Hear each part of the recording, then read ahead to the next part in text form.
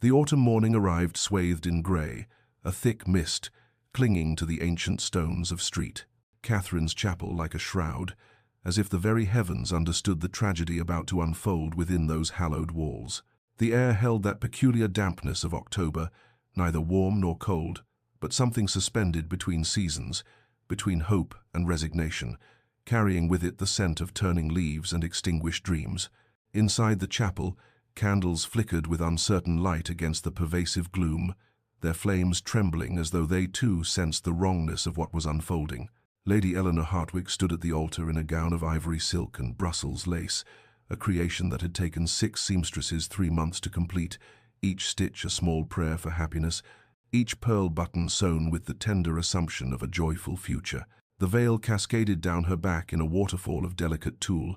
and in her hands she clutched a bouquet of white roses, her mother's favorite, chosen to honor tradition and symbolize purity. She had stood there for 17 minutes, though it felt like 17 years,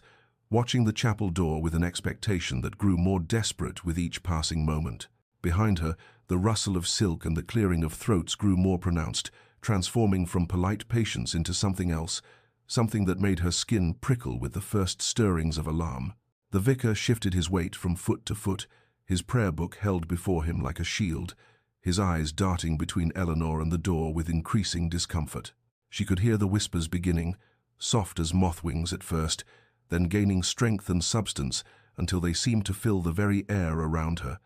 "Where is Lord Pemberton? Surely he will arrive any moment. Perhaps the carriage has broken a wheel. How strange, how terribly strange." Eleanor felt the truth settling over her slowly,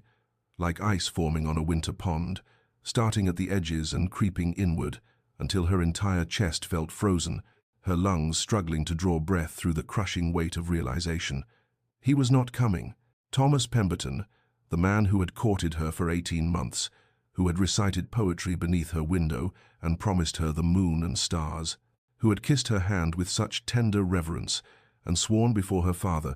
that he would cherish her all his days, he was not coming. The whispers grew louder, no longer concealed behind gloved hands, and she heard the word she would come to despise above all others: pity. Poor Lady Eleanor, poor, poor girl. How mortifying, how absolutely dreadful. She stood frozen, a statue carved from shame and disbelief, until finally her mother's hand touched her elbow, gentle and breaking, and whispered, "Come away, darling. Come away now." But Eleanor did not turn back up the aisle the way a bride should never walk alone and unmarried. Instead, she lifted her chin with a pride she did not feel, gathered her skirts with trembling hands, and walked forward down that endless strip of white silk runner, past the faces of 200 guests whose expressions ranged from shock to scandal to that terrible, soul-destroying pity. The veil remained in place, a merciful shield between her and their stares, though it could not protect her from the whispers that followed her like ghosts. She carried herself as though she were indeed a bride, as though somewhere ahead waited joy instead of ruin, walking toward nothing with all the grace she could summon, the white roses clutched so tightly in her hands that the thorns drew blood she would not notice until hours later, when the numbness finally gave way to pain. The weeks that followed became a blur of drawn curtains and unanswered correspondence, as Eleanor retreated into the shadowed rooms of Hartwig Manor like a wounded creature seeking the safety of its den. The ivory gown was packed away by her lady's maid, whose tears fell freely as she folded the silk that would never fulfill its purpose, and Eleanor watched with dry eyes, having discovered that some pain runs too deep for tears, settling instead into the bones like a winter chill that cannot be shaken. The invitations that had once arrived daily requests for her presence at teas and soirees, at dinners and country gatherings slowed to a trickle, then stopped altogether, as if her humiliation were contagious, something that might spread to those who came too close. The few visitors she received came with carefully arranged expressions of sympathy that only deepened her mortification, their eyes sliding away from hers as they murmured platitudes about time healing all wounds and the Lord's mysterious plans, words that meant nothing and changed nothing. Her mother sat with her in the mornings, needlework in her lap, but her eyes constantly seeking Eleanor's face, searching for signs of recovery that did not come, while her father retreated to his study, unable to find words adequate to his fury at the man who had done this to his daughter. Her younger sister, Charlotte, would appear in her doorway at odd hours, bearing tea or books or simply her presence, understanding somehow that silence was more comfort than speech. It was Charlotte who finally told her the truth that the rest of the household had conspired to conceal. Lord Pemberton had fled to the continent 3 days before the wedding, accompanied by Mrs. Catherine Whitmore, a widow with whom he had been conducting an affair for the entirety of his courtship with Eleanor. The words landed like physical blows, each detail of fresh violence. He had kissed Eleanor while loving another, he had planned a future with her while intending to abandon her, had stood in her father's study and asked for her hand while his heart belonged elsewhere. The cruelty of it was staggering, the calculation required to maintain such a deception while looking into her trusting eyes. A letter arrived in the 3rd week, forwarded by Pemberton's solicitor with obvious distaste, and Eleanor opened it with hands that no longer trembled because she had moved beyond trembling into something colder and more permanent. His words were brief and brutally honest in their selfishness. He had realized he could not marry without love, had found that love elsewhere, believed she would eventually understand, and perhaps even thank him for his honesty. The audacity of it, that he framed his betrayal as a kindness, his abandonment as integrity, ignited something in her chest that might have been rage if she had possessed the energy for such a vital emotion. Instead, she walked to the fireplace in her father's study, held the letter to the flames until the fire caught, and watched the paper blacken and curl, his careful script disappearing into ash and smoke, taking with it the last remnants of the girl who had believed in poetry and promises, leaving behind someone harder, colder, and infinitely more alone. 4 years had passed since that grey October morning, 4 years in which Eleanor Hartwig had transformed herself from abandoned bride into something else entirely, not quite what she had been before, for that innocent girl was gone forever, but something harder and more deliberate, a woman constructed from will and necessity rather than hope and feeling. She had become a fixture of quiet respectability in the county, her days occupied with the practical management of her father's estate affairs, a role she had assumed gradually during those dark months of isolation, and which she now performed with a competence that surprised even herself. The account books that had once seemed impossibly complex now yielded their secrets to her patient attention, and she discovered in herself a talent for organization and efficiency that had lain dormant beneath the frivolous accomplishments expected of young ladies, the watercolors and pianoforte, the French and needlework that prepared one for drawing rooms, but not for life. She attended society functions with careful regularity, understanding that complete withdrawal would mark her as broken rather than merely wounded, but she maintained a distance that had become her signature, a polite reserve that discouraged intimacy while preserving propriety. The invitations had gradually returned, though they came now with a different quality, as if she were a charity case to be included out of obligation rather than desire, and she accepted them with the same cool grace with which she declined the occasional, half-hearted courtship attempts from widowers and younger sons who saw in her a respectable option unencumbered by excessive expectations. She had become known, and she knew it with bitter clarity, as the woman who was left at the altar, her identity frozen in that moment of public humiliation, as if nothing she did before or after could matter as much as that single day when she stood waiting for a man who never came. Her competence with estate management, her intelligence in matters of business and politics, her quiet acts of charity in the village, none of it signified as much as that defining abandonment, and she felt sometimes as though she were a character in a story whose plot had concluded prematurely, leaving her to wander through subsequent chapters as a ghost of narrative purpose. Yet beneath the careful armor she had constructed, beneath the cool efficiency and measured smiles, there remained something she tried desperately to ignore, a longing for connection that manifested in the quiet moments when her guard dropped, when she watched her sister Charlotte with her new husband and felt an ache she could not name, when she walked past Street, Catherine's chapel, and remembered not the humiliation, but the hope she had felt before it was destroyed. She told herself that safety was enough, that independence was a kind of victory, that she had transcended the need for romantic attachment, but in the deepest hours of night she knew these for the lies they were, understood that she had not transcended desire, but merely buried it beneath fear,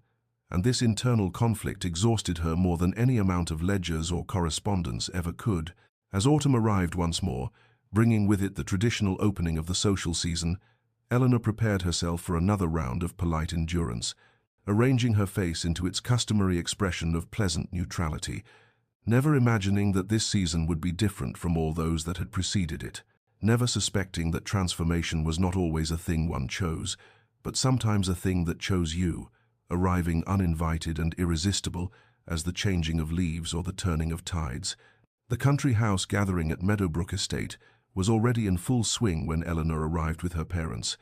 the great hall filled with the familiar faces of county society and several notable figures from London, drawn by the reputation of Lady Pemberton's legendary autumn entertainments, a fact that struck Eleanor with bitter irony, as their hostess shared a surname with the man who had destroyed her,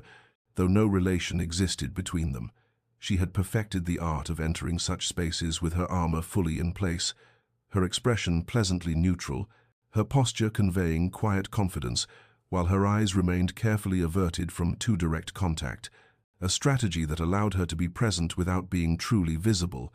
to fulfill social obligations without risking genuine connection. It was during her retreat to the relative safety of the music room, seeking temporary respite from the ceaseless hum of conversation and laughter, that she first became aware of him, a tall figure standing near the windows, his profile severe and striking against the afternoon light, his attention focused on the gardens beyond rather than the gathering behind him, suggesting a man as eager to escape the performance of sociability as she was.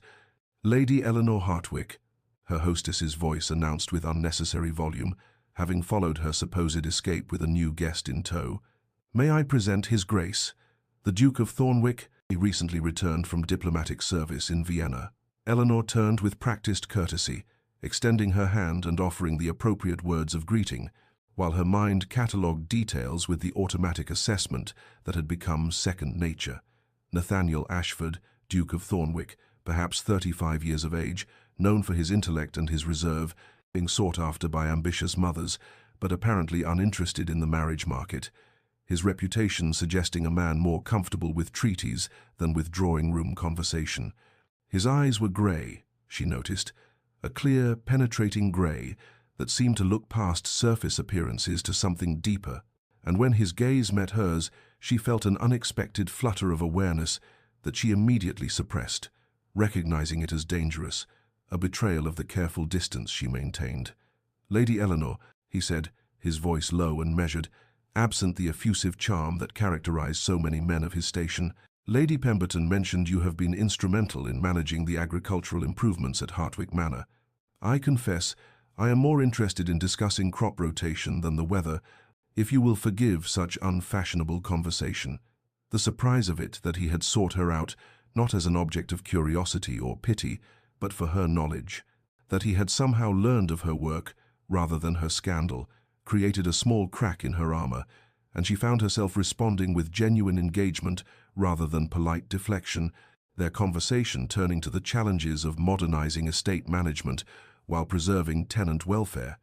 to the new agricultural theories being debated in London, to the practical applications of scientific farming methods. He listened with focused attention, asked intelligent questions, offered insights from his own estates that suggested a man who involved himself in such matters rather than delegating them entirely to stewards, and Eleanor felt something she had not experienced in 4 years. Intellectual excitement, the pleasure of being understood as a thinking being rather than merely a decorative or tragic one. Their discussion lasted perhaps 20 minutes before duty and propriety demanded they return to the larger gathering, but as Eleanor moved away, she carried with her the memory of those grey eyes, watching her with something that looked remarkably like respect, and the unsettling awareness that something had shifted in her carefully controlled world, though she could not yet name what it was, or whether she welcomed or feared the change. The second encounter came 3 days later at Lord and Lady Ashworth's evening salon, one of those carefully orchestrated gatherings where political discourse was expected to mingle with cultural refinement, where the gentlemen discussed parliamentary matters over port, while the ladies were relegated to needlework and gossip. In an adjacent room, a division Eleanor had always found stifling, though she had learned to navigate it with the same careful neutrality she applied to all social situations. She had positioned herself near a window with a volume of poetry, creating the appearance of occupied contentment that discouraged conversation. When she became aware of his presence before she saw him, and some shift in the air or quality of attention that made her look up to find the Duke of Thornwick standing before her with an expression of what appeared to be genuine pleasure at the encounter. "Lady Eleanor," he said, his voice carrying that same measured quality she remembered, "I wonder if I might impose upon your intelligence. There is a matter of some political complexity being debated rather passionately in the other room, and I find myself curious about a perspective uncolored by masculine posturing and parliamentary ambition. The unexpectedness of it, the implicit acknowledgement that women's exclusion from such discussions represented a loss of valuable insight rather than natural order, created that same dangerous crack in her armor, and she found herself setting aside the poetry and engaging with his question about the proposed reforms to the poor laws, their conversation quickly deepening beyond the political specifics to questions of moral philosophy and social responsibility. He listened with an intensity that was almost unnerving, building upon her observations rather than dismissing or condescending to them, and she discovered in him a mind that valued complexity over easy answers, nuance over dogma, a quality of intellectual honesty that she had rarely encountered in drawing-room discourse. They had moved on to discussing a recent philosophical treatise when she became aware of the whispers, that familiar sound that had haunted her for 4 years, and caught the words, "Poor Lady Eleanor's misfortune," from Lady Haversmith's direction, followed by speculative murmuring about the Duke's attention to someone of her unfortunate history. The old shame rose in her throat, hot and choking, the reminder that she would never be simply Eleanor, simply a woman with thoughts and capabilities, but always the abandoned bride, the object of pity and gossip, and she felt herself beginning to withdraw, to retreat behind her careful walls. But Nathaniel, she had begun to think of him as Nathaniel rather than the Duke, though she would never speak his Christian name aloud, turned with a deliberate smoothness that suggested he had heard every word, addressing Lady Haversmith with perfect courtesy to inquire about her son's recent appointment, redirecting the conversation with such skill that the gossip was diffused without direct confrontation, protecting Eleanor from further scrutiny while allowing her to retain her dignity. When he turned back to her, his grey eyes held something that looked remarkably like understanding, and he said quietly, "I wonder, Lady Eleanor, if you might enjoy a turn in the garden. I find the air in here has become rather stale." It was an escape offered with perfect plausibility, a kindness extended without fanfare or expectation of gratitude, and Eleanor found herself accepting with a hesitant nod, surprised to discover that she was being treated not as a tragedy to be pitied, but as a person to be valued, and terrified by how much that simple distinction made her want to hope again. The garden at Ashworth House had surrendered to autumn's gentle decay, the formal beds still maintaining their structure, but softened by the season's melancholy beauty, rose petals scattered across gravel paths like abandoned confetti, the air carrying that peculiar scent of fading greenery and approaching winter, and of endings that promised eventual renewal, though the promise seemed distant and uncertain in the amber light of late afternoon. Eleanor walked beside Nathaniel along the perimeter path, acutely aware of the proper distance maintained between them, of the way her skirts whispered against the stone edging, of how the lowering sun cast their shadows long and separate across the grass, two distinct forms that occasionally merged when the path narrowed but never quite touched in reality, only in that projected darkness that seemed somehow more honest than their careful physical separation. Their conversation had shifted from the political and philosophical to something more personal, though still carefully guarded, and she found herself listening as he spoke of the particular loneliness of his position, how duty and expectation created a kind of isolation that crowds could not penetrate, how one could be surrounded by people seeking favor or alliance and still feel fundamentally alone, understood by none, known by none, seen only as a title and a collection of responsibilities rather than as a man with thoughts and doubts and the same human longings that animated every heart. "I have spent much of my life," he said quietly, pausing to examine a late-blooming rose that had somehow survived the recent cold nights, its petals tinged with frost damage but still clinging to beauty. Performing a role that leaves little room for genuine connection, one learns to be cautious, to assume that interest is strategic rather than sincere, that friendship is often a disguised petition for influence. Eleanor felt something shift in her chest, a recognition that mirrored her own experience, though from a different direction. For she too had learned that people's interest in her was rarely about who she truly was, but about what she represented. Though in her case it was not power they sought, but the titillation of tragedy, the satisfaction of pitying someone whose misfortune made their own lives seem more fortunate by comparison. "I understand something of that isolation," she heard herself say, the words emerging before her careful control could stop them, though perhaps from the opposite perspective, to be seen only as a moment of public humiliation rather than as a complete person, and to have one's entire identity reduced to a single terrible day. They had reached a small stone bench beneath an ancient oak, its branches nearly bare now, and by unspoken agreement they sat, maintaining that careful distance, but somehow closer in understanding than proximity alone could achieve. And in the silence that followed, Eleanor felt something she had not experienced in 4 years, the comfort of being understood without needing to explain, of recognition passing between two people who had learned to protect themselves but were tentatively, carefully, lowering their guards in the presence of someone who might comprehend what that protection cost. Nathaniel turned to look at her directly, those grey eyes holding hers with an intensity that should have felt intrusive, but instead felt like being truly seen, and he said, "It requires tremendous courage, I think, to continue appearing in society when society has proven itself cruel, easier, by far, to retreat entirely,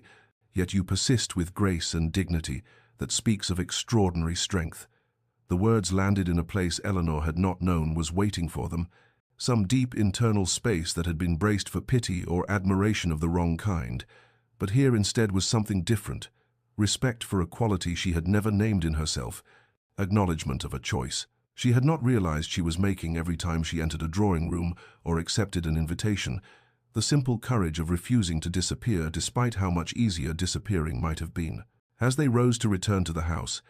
the gathering dusk making continued absence from the party inadvisable. Eleanor realized she was smiling, and then, unexpectedly, wonderfully, terrifyingly, she was laughing at some small observation he made about their hostess's overly dramatic arrangements of autumn foliage, and the sound of her own genuine laughter startled her, for she could not remember the last time she had laughed without the sound being a performance of normalcy, a mask of ease covering the careful numbness beneath. Walking back through the garden with the lights of the house growing closer, Eleanor felt hope stirring against her will, dangerous and insistent as spring growth pushing through frozen ground, and with the hope came immediate terror, the visceral memory of what hoping had cost her before, the reminder that letting someone matter gave them the power to destroy, and that opening her carefully constructed armor even slightly might allow in not just light, but devastating pain. And she found herself simultaneously wanting to run toward this unexpected connection and to flee from it entirely, caught between the longing for something real and the fear that reality had already proven itself untrustworthy, that she was being foolish again, naive again, setting herself up for another humiliation that she might not survive twice. The weeks that followed the garden encounter at Ashworth House accumulated with a quiet inevitability that Eleanor found both thrilling and terrifying. As autumn deepened into the sharp clarity of approaching winter, and the Duke of Thornwick became an increasingly frequent presence in her carefully ordered life, his visits to Hartwick Manor, ostensibly concerned with matters of business with her father, questions about land management practices, inquiries about a particular breeding line of sheep that Lord Hartwick had developed, requests for introductions to the estate's remarkably efficient steward. But Eleanor was not so naive as to believe these consultations required the personal attention of a duke,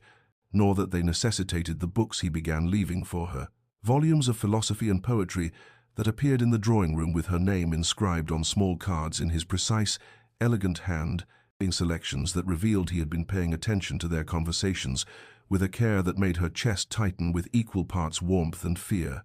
Her sister Charlotte noticed first, of course, appearing in Eleanor's chambers one evening, with eyes bright with suppressed excitement, to declare that the Duke had called 3 times in a single week, and surely Eleanor must see what that meant, must understand that a man of his position did not make such efforts without serious intent, and their mother began displaying that particular quality of cautious hope that Eleanor found almost unbearable, as though she feared that naming the possibility aloud might cause it to dissolve like morning mist, leaving only disappointment in its wake. Eleanor herself moved through these weeks in a state of hypervigilance, examining every gesture and word for signs of eventual betrayal, watching for the moment when Nathaniel's interest would wane or reveal itself as something other than what it appeared, some cruel game or, worse, genuine pity for the abandoned woman who had learned to manage estates because she had nothing else to occupy the hollow space where a marriage should have been. It was during one of his visits, when they had retreated to the library ostensibly to discuss a philosophical treatise on moral duty that he had lent her the previous week, and that the moment came, which would later seem inevitable, but felt in the instant like a small catastrophe. They had been debating a particularly complex argument about the relationship between individual conscience and social obligation, Eleanor gesturing to emphasize a point about the author's flawed logic, when their hands brushed across the open pages of the book, and the contact sent such a shock of awareness through her that she froze, every carefully constructed wall suddenly paper-thin, and she looked up to find him watching her, with an expression that held such unmistakable longing that she could not pretend to misunderstand, could not retreat behind polite oblivion. They both withdrew their hands quickly, the moment passing in less than a heartbeat, the conversation resuming with determined focus on philosophical abstractions.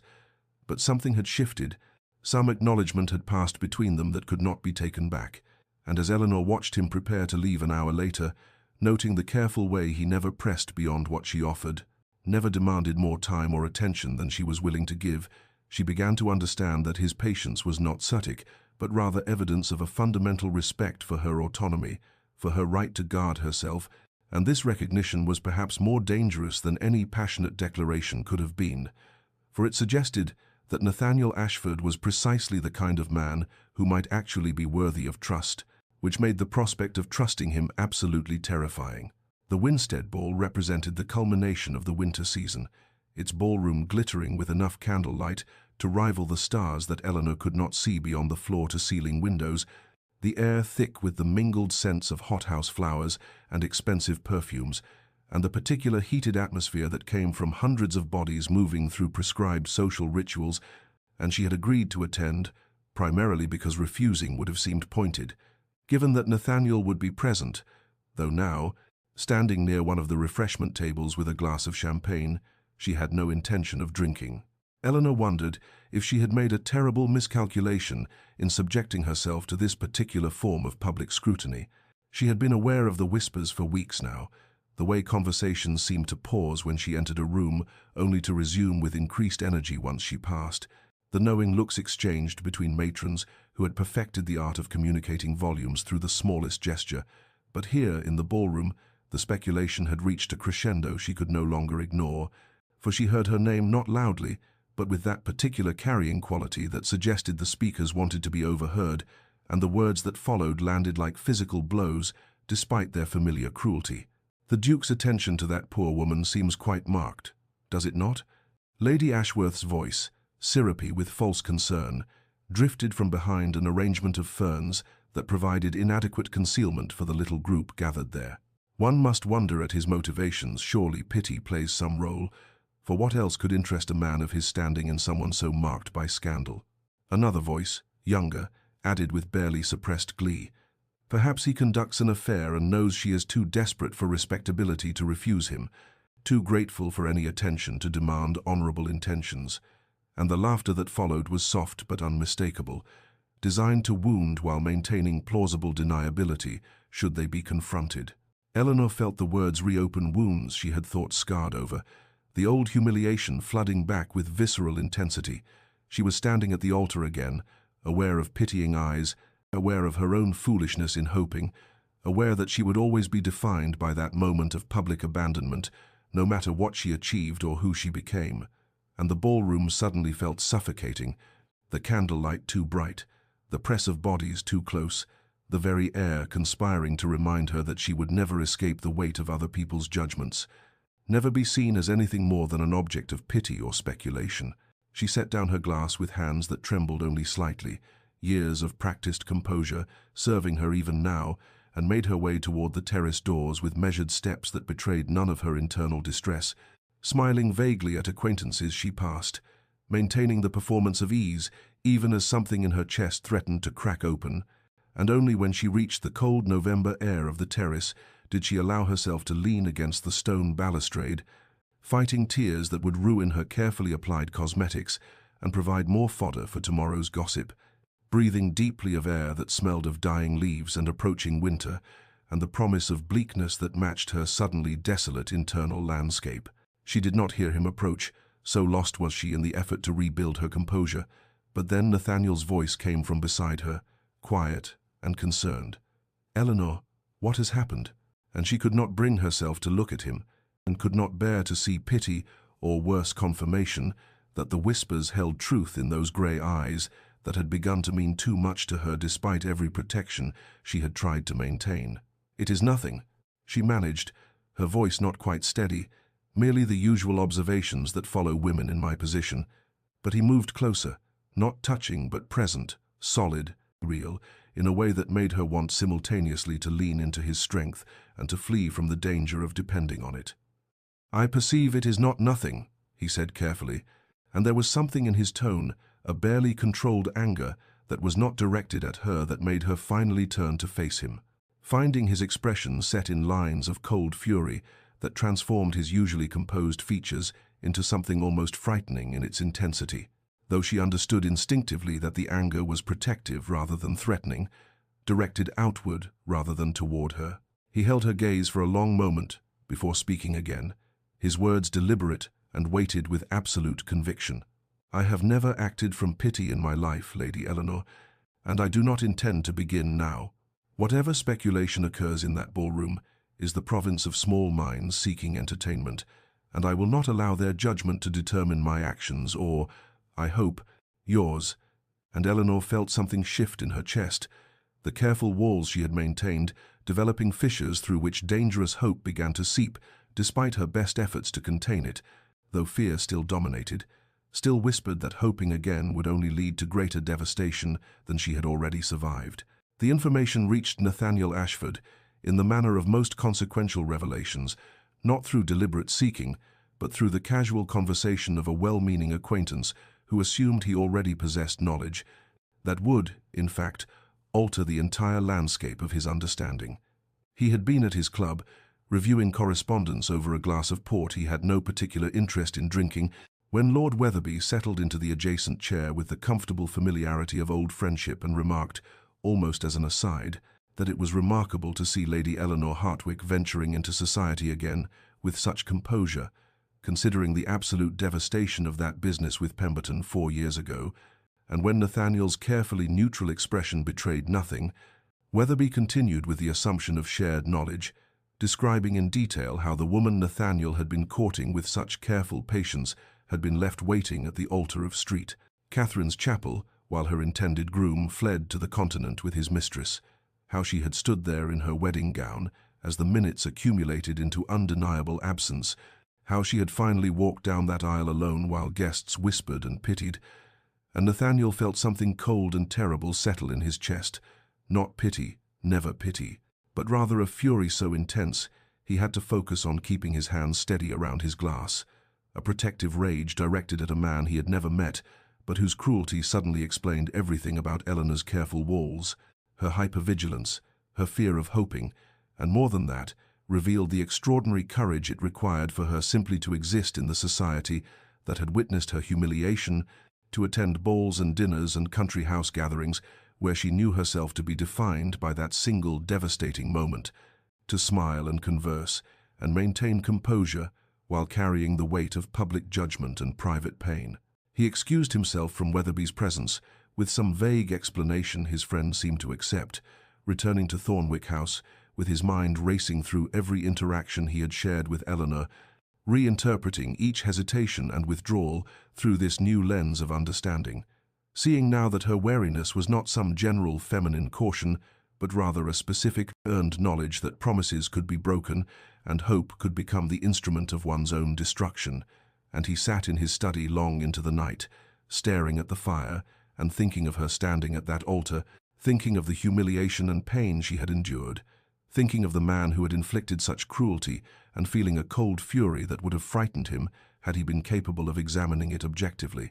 but mostly thinking of Eleanor herself, of the strength it took to rebuild a life from such ruins, to risk even the small vulnerabilities she had offered him, despite knowing exactly how devastating betrayal could be. When he called at Hartwick Manor the following afternoon, he came with absolute resolve that his demeanor would not change,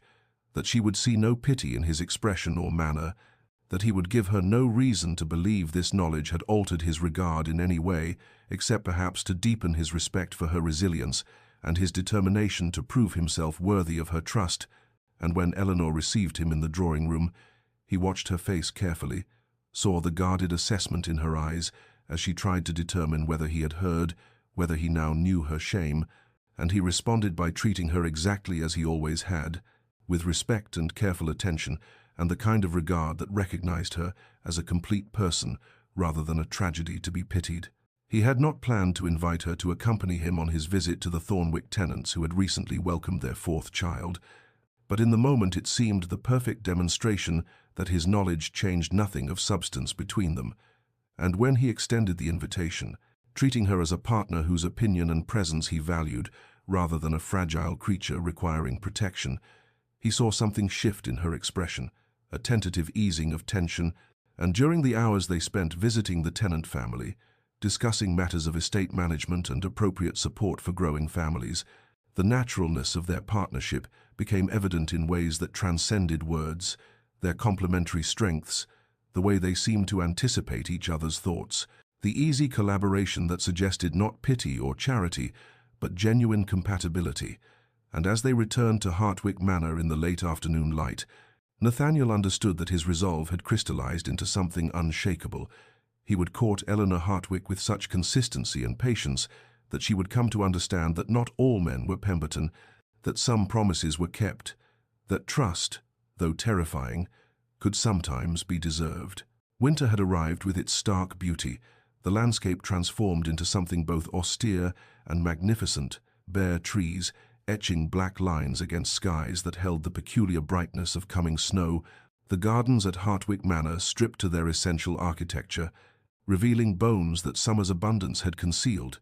and Nathaniel had called on Eleanor with such regularity over the preceding months that her family no longer remarked upon his visits, though her mother's hopeful glances and her sister's barely suppressed excitement suggested they understood the significance of his consistent presence, even if no formal understanding had been announced. And on this particular afternoon, Eleanor had received him in the library where they had spent so many hours in comfortable conversation, the fire crackling in the hearth, and the winter light filtering through the windows with that quality of illumination that seemed both cold and crystalline, and they had been discussing some matter of estate management, the comfortable discourse of shared interests and complementary perspectives, when Nathaniel's demeanor shifted in a way Eleanor perceived immediately, a subtle change in his posture and expression that signaled the conversation was moving into territory more personal and infinitely more dangerous. He had set down his teacup with deliberate care, his grey eyes meeting hers with an intensity that made her breath catch even before he began to speak, and when the words came they were measured and careful, chosen with the precision she had come to recognize as characteristic of his approach to all consequential matters. Lady Eleanor, I hope you know that my regard for you has grown over these months into something I can no longer contain within the boundaries of friendship. I have come to understand that what I feel is admiration, certainly, but more than that, affection of the deepest kind, and I find myself unable to imagine a future that does not include your presence, your partnership, and your companionship in all the years to come. He continued speaking, his proposal unfolding with careful logic that emphasized partnership and mutual respect, speaking of their shared interests and compatible temperaments, of his desire for a union built on intellectual equality and genuine regard rather than mere social convenience. And Eleanor heard the words as though from a great distance, her mind suddenly unable to process their meaning, even as her body responded with visceral terror. Her hands began to tremble, her chest constricting with the familiar sensation of panic, the room seeming to tilt and spin as memory overwhelmed present reality. And she was standing at the altar again, dressed in white satin and Brussels lace, waiting for a man who would never come, aware of whispers and pitying glances, aware of her own foolishness in believing promises that proved worthless, and the shame and humiliation of that day crashed over her with such force that she could not speak, could not breathe, could not do anything but sit frozen, while Nathaniel's carefully constructed proposal hung in the air between them like something beautiful and terrible and absolutely impossible to accept. She saw his expression shift from hopeful expectation to immediate concern, his instinctive movement toward her checked by some intuitive understanding that proximity might worsen rather than ease her distress, and he said something, words she could not quite process through the roaring in her ears, his voice gentle and careful, giving her space, offering release from the expectation of immediate response, and Eleanor found herself standing, though she had no memory of rising, found herself moving toward the door with jerky, uncoordinated movements that betrayed the complete dissolution of her usually impeccable composure,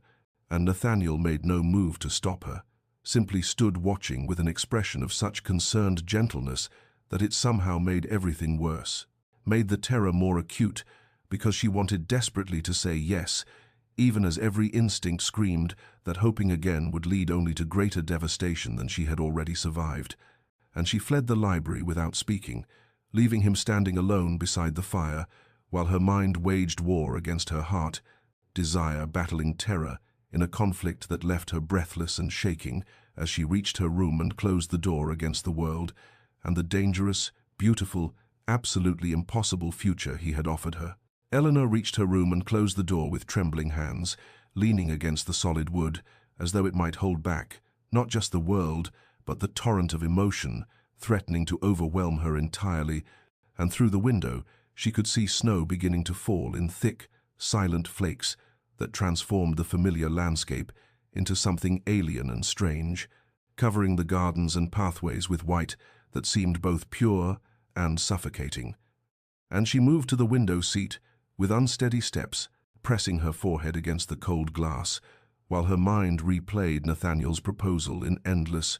torturous repetition, his careful words, his sincere expression, the hope she had seen in his grey eyes, before her panic had driven her from the room, and beneath his voice she heard the echo of other promises, felt the ghost of that day 4 years ago when she had stood in white satin and believed herself beloved, when she had waited at the altar with her heart full of naive hope, while minutes accumulated into certainty that she had been abandoned, left standing before God and society as a monument to misplaced trust and foolish faith, and the terror that gripped her now was not rational or reasoned, but rather visceral and complete, the bone-deep certainty that hoping again would lead only to greater devastation, because this time she would know better, this time she could not claim the excuse of innocence, and if Nathaniel proved false, if he left her as Pemberton had left her, she would have only herself to blame for being stupid enough to believe that promises meant anything, that affection could be trusted, that a man's regard might actually prove constant rather than convenient. She could imagine it with terrible clarity, standing at St. Catherine's Chapel again, dressed in another wedding gown, watching the minutes pass while guests whispered with renewed pity, hearing them say that poor Lady Eleanor should have known better, that clearly there was something wrong with her if 2 men found her unworthy of keeping their promises, and the humiliation would be unbearable this time, because it would be compounded by her own culpability in hoping, in trusting, in allowing herself to believe that she might deserve happiness. And yet even as these thoughts spiraled through her mind with increasingly frantic intensity, another voice whispered beneath them, quieter but persistent, reminding her of the past months, of Nathaniel's unfailing consistency, of the way he appeared exactly when promised and treated her with respect rather than pity, of how their partnership felt natural and right in ways that her engagement to Pemberton never had, even when she was too naive to recognize the difference, of the intellectual companionship and comfortable silences that suggested compatibility deeper than mere social convenience, and she did not know which voice to believe, which truth to trust, and the conflict left her breathless and shaking as the snow continued to fall beyond the window, accumulating in drifts that would make the roads impassable and that would trap her in this moment of indecision as surely as her fear trapped her between desire and terror. A soft knock at her door eventually penetrated her awareness, and her sister Catherine entered without waiting for invitation, taking one look at Eleanor's face and immediately crossing the room to sit beside her on the window seat, taking her cold hands in warm ones and simply waiting with the patience that had always characterized her gentle nature. And after a long silence, Eleanor found herself speaking, the words tumbling out in disjointed confession. "He proposed, and I fled like a coward. And I want desperately to say yes, but Catherine, what if he leaves? What if I stand at that altar again and he does not come? What if everyone sees me humiliated twice over and knows me for the fool I am?" And Catherine listened without interruption until the words ran dry, then spoke with quiet wisdom that belied her younger years, reminding Eleanor that refusing Nathaniel was not safety but merely a different kind of loss, that she could protect herself from potential heartbreak only by guaranteeing present loneliness, that Pemberton's cruelty had already stolen 4 years of her life, and refusing to risk again would let him steal all the years that remained, and most importantly, that love always required courage, because the alternative to risking pain was accepting numbness. And which death did Eleanor prefer, the death of hoping and possibly losing, or the death of never hoping at all? And Eleanor realized with sudden, crystalline clarity that her sister was right, that refusing Nathaniel would indeed be letting Pemberton win, would be allowing fear to rule her life completely, would be choosing safety over living, and while the terror remained, would perhaps always remain, she understood that courage was not the absence of fear, but rather the decision to act despite it. And sitting there watching snow transform the world beyond her window, she began to imagine something different from the disaster her fear predicted, began to tentatively allow herself to remember Nathaniel's steady presence and wonder whether perhaps this time, this man, might actually prove constant, might actually mean the promises he made, might actually be offering not a repetition of past pain, but the possibility of future joy. Eleanor sent word to Nathaniel the following morning, a brief, formal note, requesting that he call upon her at 2 o'clock if his schedule permitted, and she spent the intervening hours in a state of trembling determination,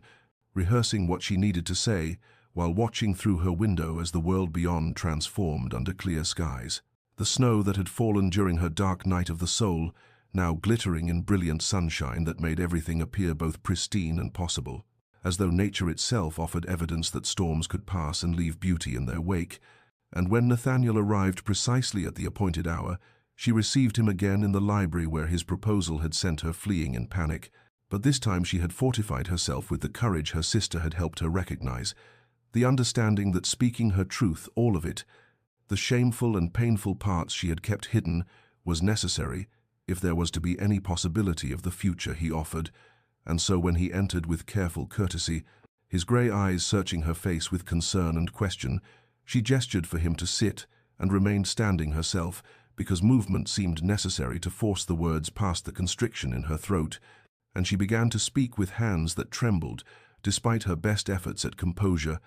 telling him first about that day 4 years ago, in halting sentences that gradually gained momentum as the story poured from her, how she had stood at St. Catherine's Chapel in white satin and Brussels lace,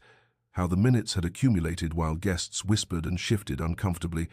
how she had felt the exact moment when waiting became certainty that Lord Pemberton would not come, how she had walked down the aisle alone past pitying faces while humiliation burned through her like fire, and then the aftermath, the weeks of isolation and the social ruin, the way invitations ceased and supposed friends spoke of her in tones of condescending sympathy, and finally Pemberton's letter explaining his long-standing affair with another woman and his casual cruelty in admitting he had never truly intended to marry Eleanor, but had found himself trapped by circumstance and family expectation until flight seemed his only option. And she told Nathaniel how she had burned that letter and watched her naive dreams turn to ash, but could not burn the memory, could not erase the fundamental lesson she had learned about the worthlessness of promises and the foolishness of trust. And her voice broke as she described the fear that now gripped her, the terror of standing at an altar again, of hoping again, of risking the devastating humiliation of being abandoned twice over, because what would that say about her? What essential flaw must she possess if 2 men found her unworthy of keeping their promises? And she explained that she wanted desperately to say yes to his proposal, but did not know how to silence the voice that insisted hoping was simply inviting greater pain, that trusting again would prove her not brave but merely stupid. And when she finally fell silent, the words exhausted and her composure hanging by the thinnest thread, she looked at Nathaniel where he sat, watching her with an expression of such focused attention that she knew he had heard not just her words, but the fear beneath them. And the silence that followed felt heavy with emotion, weighted with all she had revealed and all that now hung in the balance. And she waited for his response, with her heart pounding and her hands still trembling, uncertain whether confession would bring relief or simply confirm that she was too damaged for the happiness he offered, but knowing that honesty was the only foundation upon which anything real might be built. And so she stood in the winter sunlight streaming through the library windows and waited for Nathaniel to speak, to judge,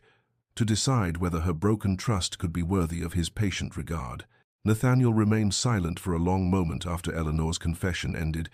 and she watched him with her heart suspended between beats as his grey eyes held hers with an intensity that seemed to see not just her present fear, but all the accumulated pain that had shaped it. And when he finally spoke, his voice was quiet, but carried a weight of emotion carefully controlled. And he began by telling her something she had not known, that he too had once been engaged, years ago before his diplomatic service, to a young woman of good family whom he had believed he loved with the fervent certainty of youth, and she had seemed to return his affection with equal measure until 3 weeks before their wedding, when he discovered quite by accident that she had been conducting an affair with his closest friend, that the two had been planning to elope, but his friend's family had threatened disinheritance, and so she had remained engaged to Nathaniel while maintaining her true attachment elsewhere. And he had confronted her only to hear her admit with casual cruelty that she had never loved him, but rather his title and fortune, that she found him too serious and cold, that marrying him would have been a sacrifice she was willing to make for security but not for love. And Nathaniel told Eleanor that he had ended the engagement immediately and thrown himself into diplomatic work abroad, using duty and distance as shields against further vulnerability. And for years he had attended social functions when required, but had maintained careful emotional detachment, had refused all matchmaking attempts, and had built walls as surely as Eleanor had built hers. And he explained that what had drawn him to her was not pity or convenience, but rather recognition he had seen in her quiet composure and careful distance, a reflection of his own protective armor, had sensed beneath her controlled demeanor the same loneliness he felt. And their conversations had revealed not just intellectual compatibility, but something deeper, a quality of authenticity that came from having survived betrayal and chosen to continue living despite it. And he told her that her strength astonished him, that appearing in society after such public humiliation required courage he deeply admired, that managing her father's estate with such competence while carrying private pain spoke to character far beyond what society's shallow judgments recognized. And then his voice dropped even lower as he said the words that would echo in Eleanor's memory forever after. "I am not Pemberton, Eleanor. I do not make promises I cannot keep, and I would rather remain unmarried all my days than prove myself unworthy of the trust you might grant me." And he told her that he understood her fear because he had felt it himself, that learning to hope again after betrayal was perhaps the most difficult thing a heart could attempt, and so he would not press her for an immediate answer or demand that she set aside years of protective caution simply because he asked it, but instead he proposed that they have a long engagement, months or even a year if she required it, with no public announcement, no societal pressure, simply time for her to observe his consistency, to test his promises against his actions, to become certain in her own mind and heart that he meant what he said, and if at any point she wished to end the engagement, she would be free to do so without consequence or recrimination. And Eleanor found that tears were sliding down her cheeks as he spoke, the years of held emotion finally releasing, and she realized that she was crying not from fear now but from something more complex, relief that he understood, gratitude that he offered patience rather than pressure, and beneath it all the tentative, fragile, terrifying whisper of hope that perhaps this time, this man, might actually prove constant, might actually mean his promises, might actually be offering not a repetition of past betrayal, but the possibility of future joy. And she managed to nod, though she could not yet speak, accepting his offer of time, not saying yes, but crucially not saying no either. And Nathaniel reached across the space between them to gently take her hand, his touch warm and steady, and they sat together in the winter sunlight, streaming through the library windows, while Eleanor's tears fell, and the world seemed to hold its breath at the threshold of transformation. Spring arrived with the tentative grace of all new beginnings, bringing with it pale green leaves unfurling on bare branches and early crocuses pushing through softened earth, and Eleanor watched the world's renewal from the windows of Hartwick Manor with something that felt dangerously close to hope, though she examined this feeling carefully, as one might examine a beautiful but potentially fragile thing, uncertain whether it would shatter at rough handling or prove more resilient than fear predicted. And in the months following her acceptance of Nathaniel's offered time, she discovered that trust could indeed be rebuilt through the accumulation of small consistencies he called, when he said he would, arrived at the precise hour promised,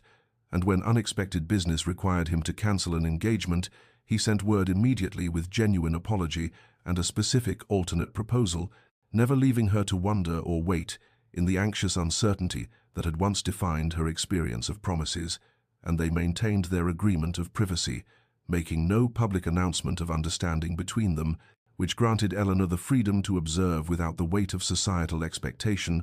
or the fear of public humiliation, should she ultimately decide she could not proceed,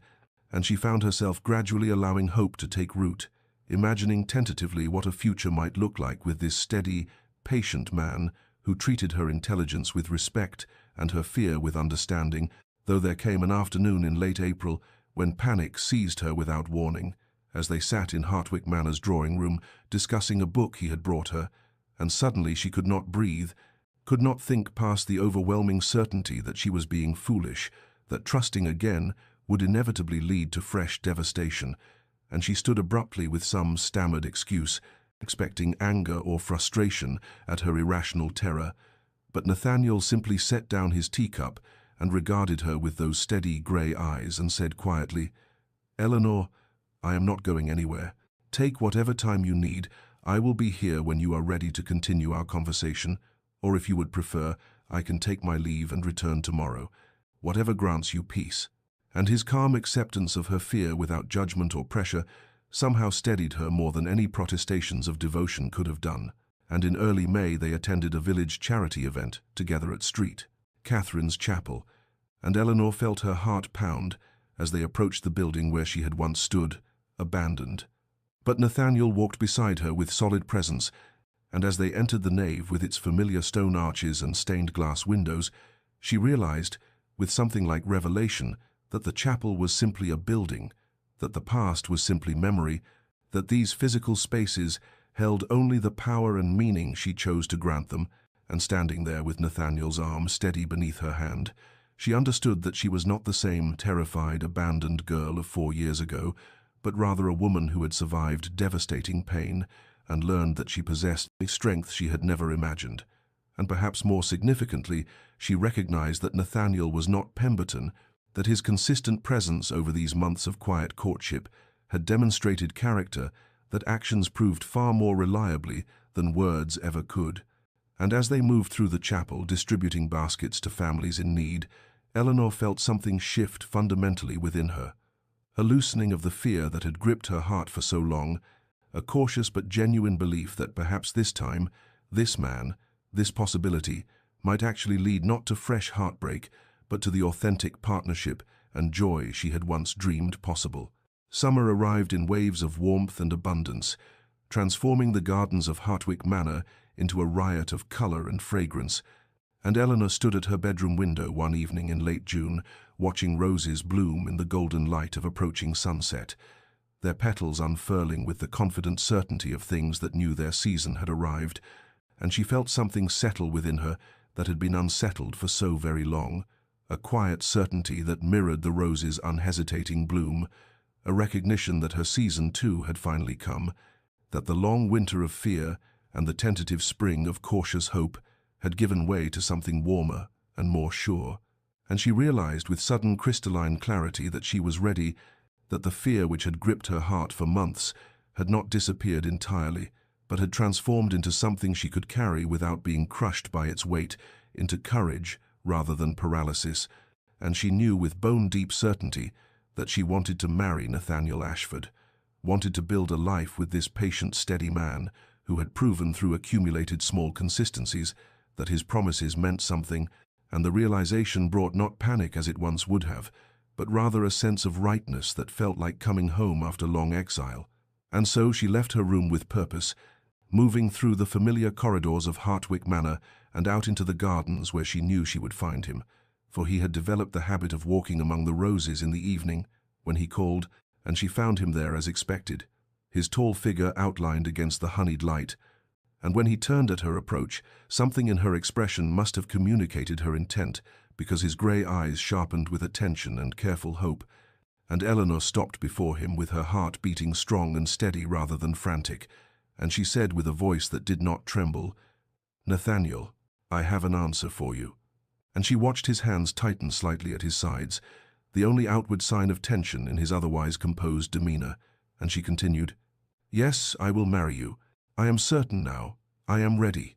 And for a moment he simply looked at her as though committing the moment to permanent memory, and then joy broke across his features like sunrise, carefully controlled, as all his emotions were, but unmistakably genuine. And he stepped forward to take her hands in his touch warm and solid and real, and he said quietly, "Eleanor, you have made me happier than I believed possible." And then he was drawing her closer, and she was rising on her toes to meet him, and their first real kiss was everything she had not let herself imagine, tender and promising and full of the future they would build together. And when they finally drew apart, she said something that clearly surprised him. "I want to marry at St. Catherine's Chapel." And she saw his momentary concern that she was forcing herself to face trauma, but she shook her head and explained, "I will not let that place remain a site of sorrow. I will transform it, reclaim it, make it mean something new." And Nathaniel's expression shifted to profound admiration, and he said, "You are the bravest person I have ever known." And they stood together in the summer garden as the light faded to rose and gold, planning a future that felt not like naive dreams, but like solid ground beneath their feet. Eleanor's decision to marry at St. Catherine's Chapel required explanation, for Nathaniel's initial response had been immediate concern that she was forcing herself to confront trauma before she was ready, that she was attempting to prove something to society or to herself through sheer force of will rather than genuine healing. But she took his hands in hers there in the summer garden and explained with quiet conviction that this was not about forcing anything, but rather about reclaiming what had been stolen from her, that she would not allow that beautiful old chapel with its stone arches and jeweled light to remain forever in her mind as the site of her greatest humiliation, that she refused to grant Pemberton's abandonment the power to transform a sacred space into a place of permanent pain. And as she spoke, Nathaniel's expression shifted from concern to profound admiration, for he understood that this was not the decision of a woman running from her past, but rather one who had decided to face it directly and transform its meaning through the creation of new and better memories. And he said quietly that he would support whatever she decided, that they could marry anywhere or nowhere as long as they married, but that if she chose St. Catherine's he would stand beside her with pride and joy. And in the days that followed, they began to plan a ceremony that would be intimate rather than grand, including only those people who had truly supported Eleanor through her darkest time rather than the obligation invitations and social climbing guests who had witnessed her first intended wedding. And when Eleanor told her parents of her decision, her mother wept with a complicated mixture of joy at the engagement and emotional recognition of her daughter's courage, while her father embraced her with fierce pride and said that she had become a woman of greater strength than he had ever imagined possible. And her sister Catherine responded with such enthusiastic support that Eleanor found herself laughing at the torrent of wedding planning suggestions, though they kept the plans simple and personal rather than elaborate.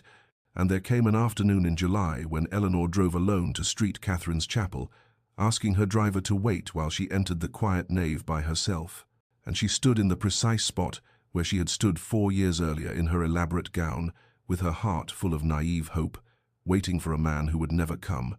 And the memory rose sharp and painful as it always did in this space.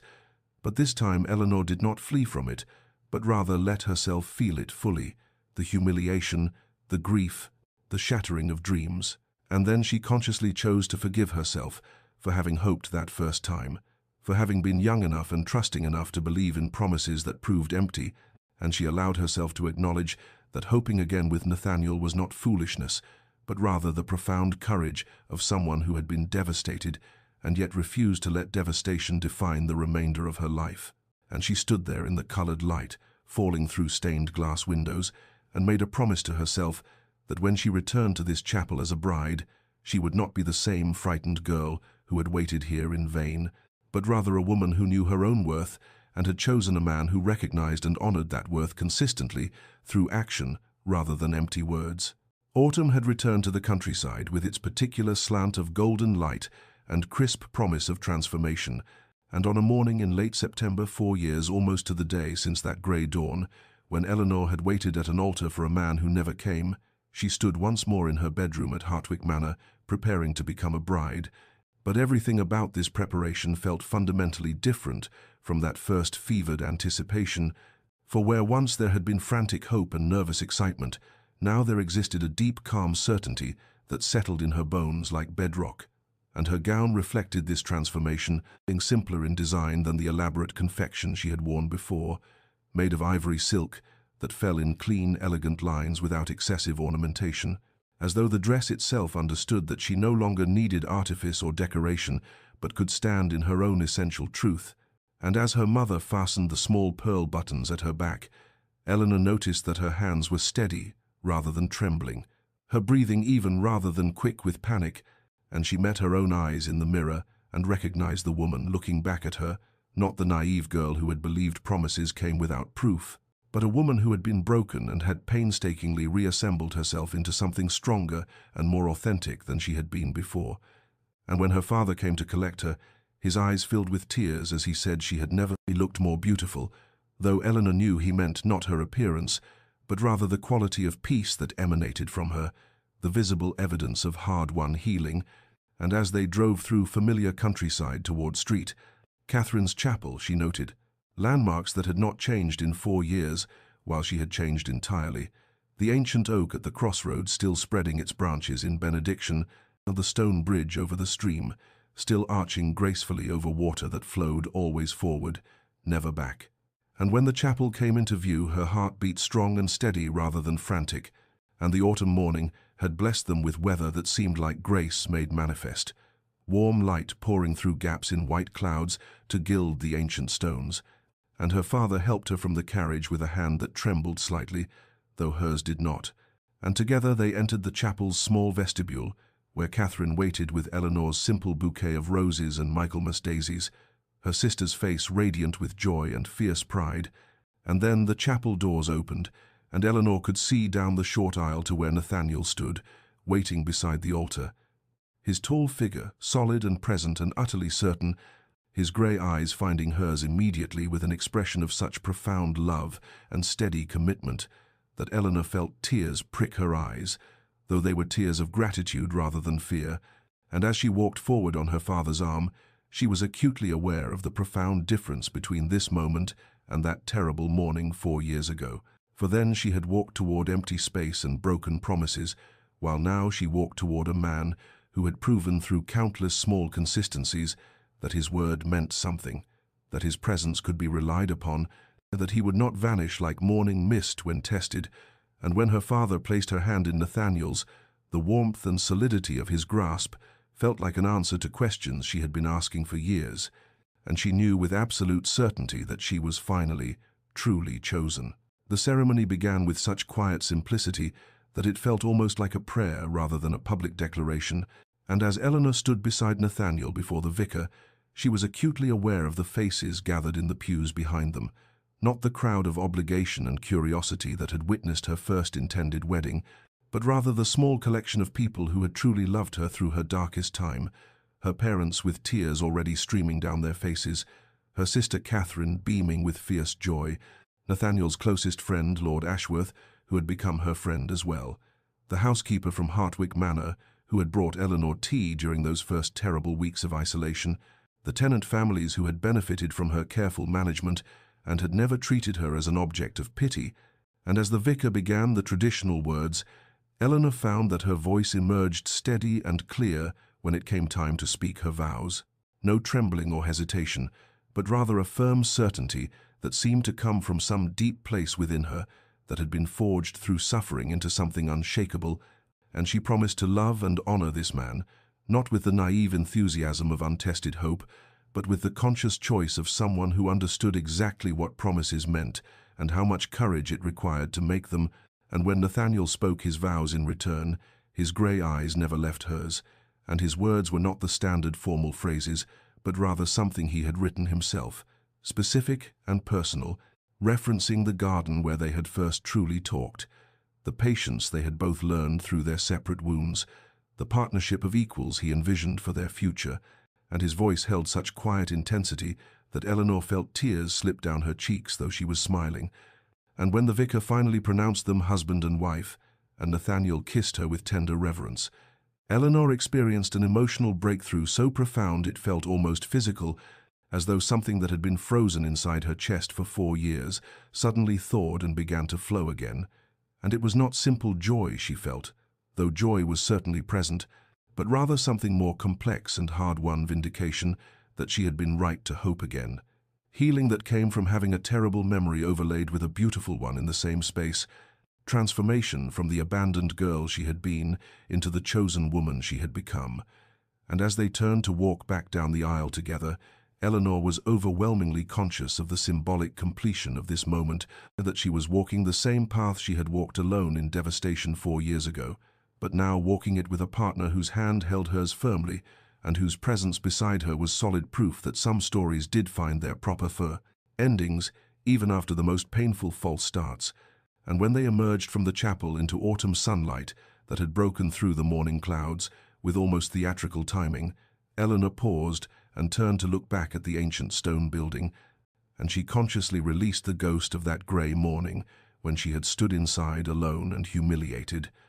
Let it dissipate like smoke into the golden air, and she understood that Catherine's Chapel would never again hold power over her as a site of trauma, but had been reclaimed as simply a beautiful old building where she had once suffered but had ultimately triumphed. And Nathaniel squeezed her hand gently, as though he understood exactly what this moment meant to her.